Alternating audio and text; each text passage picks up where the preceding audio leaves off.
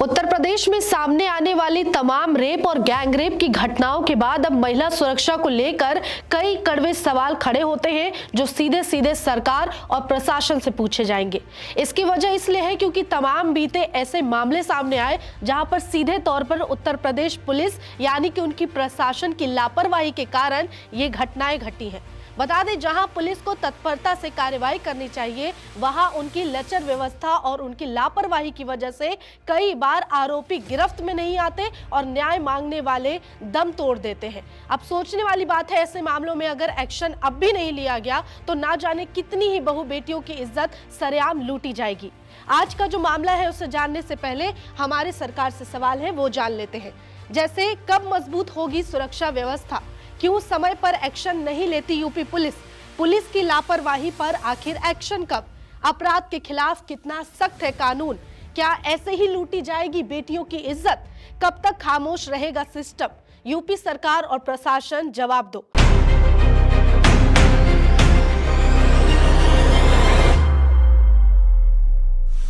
आप देख रहे हैं हमारा खास शो जवाब दो और मैं हूं आपके साथ निशा कश्यप। अब इस पूरे मामले की बात करते हैं कि आखिर ये नया गैंग रेप का मामला कहां का है और क्या है।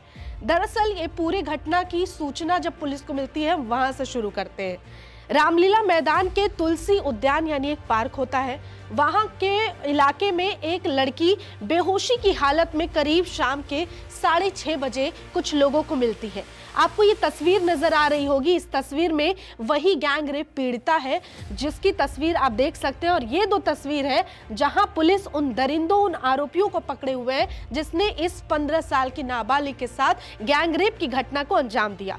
तो हम थे कि रामलीला मैदान के तुलसी उद्यान के पास शाम को 6:30 बजे एक नाबालिग बच्ची तड़पते हुए लहूलुहान हालत में पड़ी हुई मिलती है। उसके बाद जो लोग उसे देखते हैं वो तुरंत यूपी 112 यानी कि पुलिस को सूचना कॉल करके देते हैं कि यहाँ पर हमें एक लड़की तड़पती हुई मिली है जो 15 साल जो नाबालिग लग रही है। एग्जैक्ट उन्हें भी एज उस समय पता नहीं होता, वो जानकारी देते हैं। उसके बाद पुलिस वहां पर पहुंचती है और तुरंत उसे सामुदायिक स्वास्थ्य केंद्र पहुंचाती है ताकि उसका तुरंत उपचार हो सके, इलाज हो सके, क्योंकि उसकी हालत बहुत खराब होती है।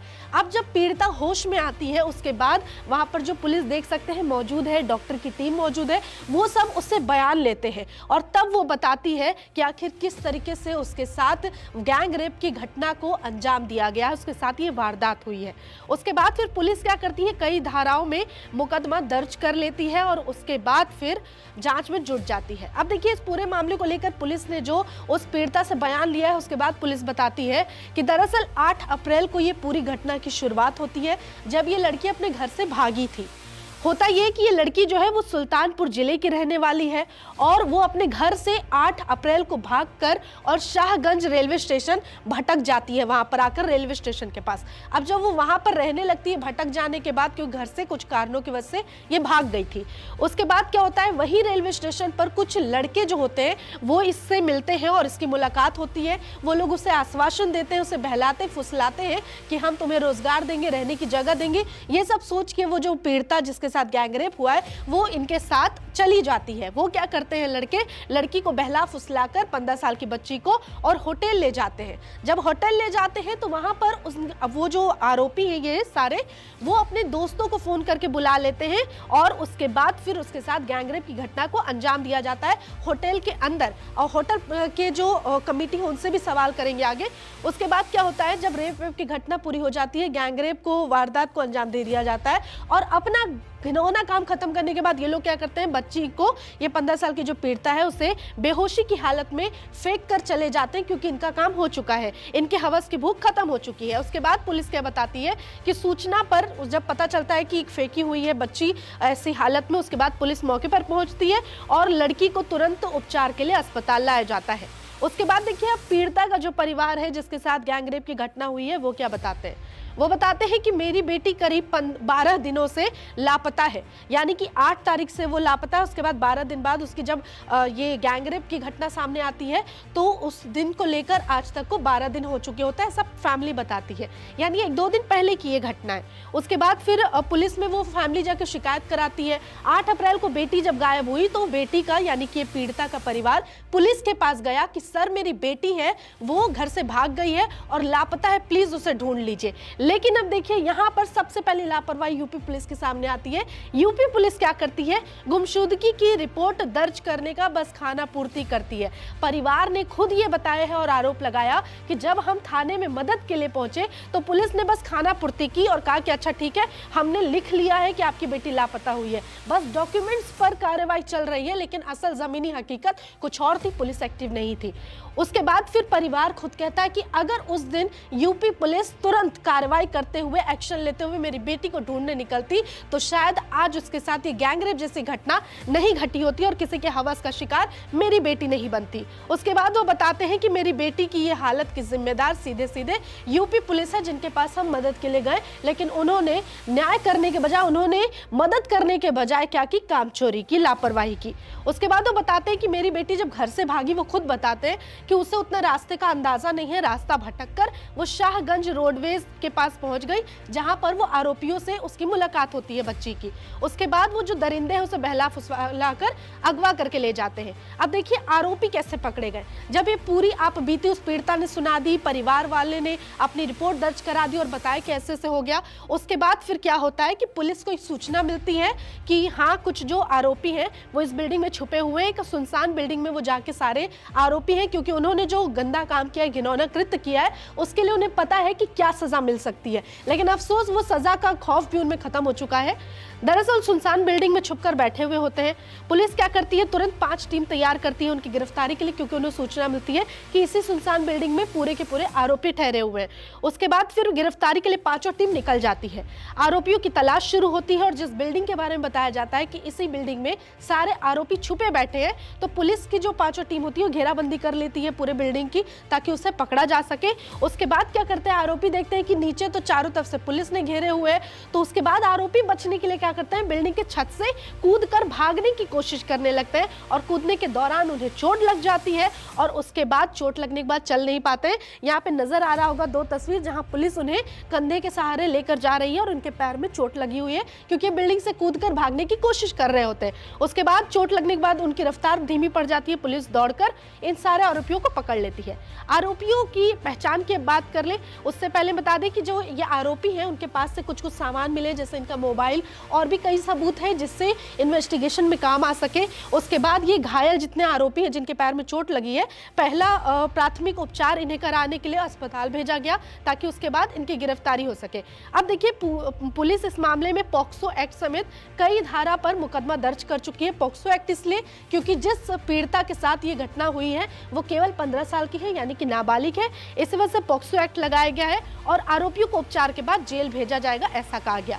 बता दें कि 5 मुख्य आरोपी हैं जिनके डीएनए लैब भिजवाए गए हैं। दरअसल टोटल 9 लोग होते हैं, जिनमें 4 होते हैं जो इस पूरे गैंगरेप को हेल्प करते हैं, गैंगरेप की घटना को अंजाम देने में हेल्प करते हैं, और बाकी 5 मुख्य आरोपी हैं जो गैंगरेप करते हैं इस पीड़िता के साथ। अब देखिए, अब आ जाते हैं कि आखिर वो आरोपियों की पहचान क्या है, उनका नाम क्या है।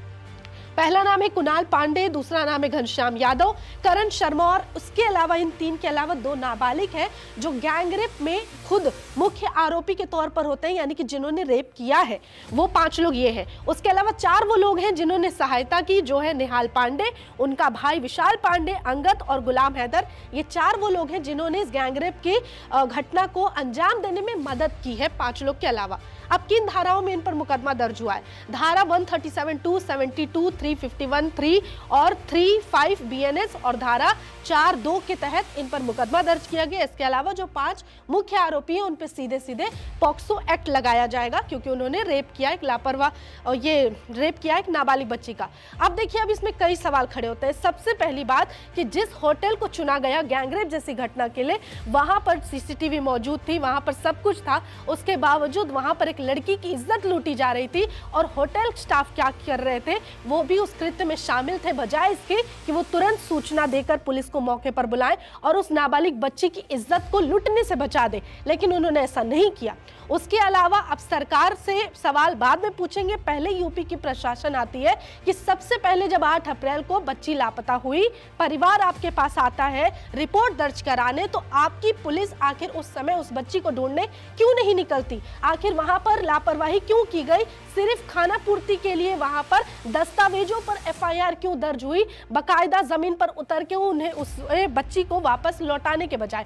अब देखिए, यहाँ अगर उस दिन बच्ची के साथ वापस उसे पुलिस ले आती तो ऐसी घटना नहीं होती। अब अगला सवाल आता है आखिरी कि ऐसे कई घटनाएं हो गई है, चाहे वो वाराणसी गैंगरेप हो, कासगंज हो, देवरिया हो, ना जाने दर्जनों कई ऐसे मामले हैं जहां सोशल मीडिया पर जब भी आप ओपन करें तो आपको कोई ना कोई रेप या गैंगरेप जैसी घटना उस उत्तर प्रदेश की देखने को मिलती है, जहां पर सरकार ये कहती है कि हम बहू बेटियों को इतनी इज्जत देते हैं कि वो कदम से कदम मिलाकर लड़कों से आगे चल सके बेहतर और वो चांद तक पहुंच जाए। लेकिन दिक्कत है कि घर से लड़की निकलती है, वहां उसके साथ रेप हो जाता है, घर से लड़की निकलती है, वहां उसे किडनैप कर लिया जाता है, और आपकी पुलिस जिसे वहां पर पेट्रोलिंग पे होना चाहिए वो पुलिस वहां नजर ही नहीं आती जमीन पर। लेकिन आप दावा करते हैं कि यूपी में लड़कियां बहुत सुरक्षित है। अब चलिए, आपकी पुलिस तब एक्टिव हुई है, अब जाकर आरोपी तो पकड़े गए, लेकिन इन आरोपियों का आप क्या करेंगे उसका नहीं पता। उसके लिए आप हो सकता है कानूनी प्रक्रिया का इंतजार करें, लेकिन सवाल यह है कि अगर पहले ही बच्ची बच जाए तो जरूरत ही नहीं पड़ेगा इन आरोपियों के पीछे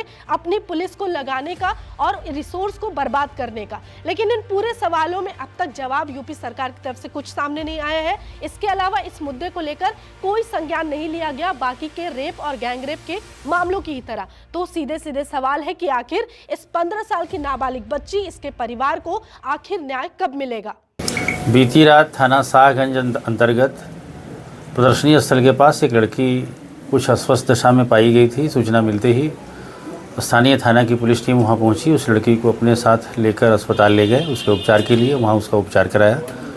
इसके बाद उस लड़की पीड़िता के द्वारा स्वहस्तलिखित एक प्रार्थना पत्र दिया गया, जिसमें उसके द्वारा ये बताया गया कि उसके साथ 5 लड़कों ने दुष्कर्म किया है और 4 अन्य लड़कों ने उनका उसमें सहयोग किया है। ये सूचना जो प्रार्थना पत्र था, इस पर तत्काल समुचित धाराओं में अभियोग पंजीकृत किया गया।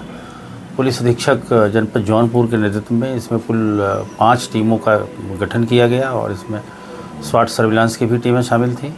अभियुक्तों की गिरफ्तारी के लिए ये टीमें ताबड़तोड़ दबिश दे रही थी। इसी दौरान एक इनपुट के आधार पर कि एक वीरान मकान में ये सभी अभियुक्त छिपे हुए हैं और भागने की फिराक में हैं। पुलिस की टीमें वहाँ टेक्निकल तरीके से घेराबंदी की, उनको गिरफ्तारी करने के लिए अग्रसर हो रही थी। इसी दौरान अभियुक्त भागने की फिराक में उस छत से कूद गए और चोटिल हुए। पुलिस ने उनको अपने हिरासत में लिया, उनके कब्जे से मोबाइल इत्यादि बरामद किया। उनको उपचार के लिए अस्पताल ले जाकर उनका उपचार कराया गया। अन्य साक्ष्यांकन करते हुए उनको जेल भेजने की कार्यवाही की जा रही है।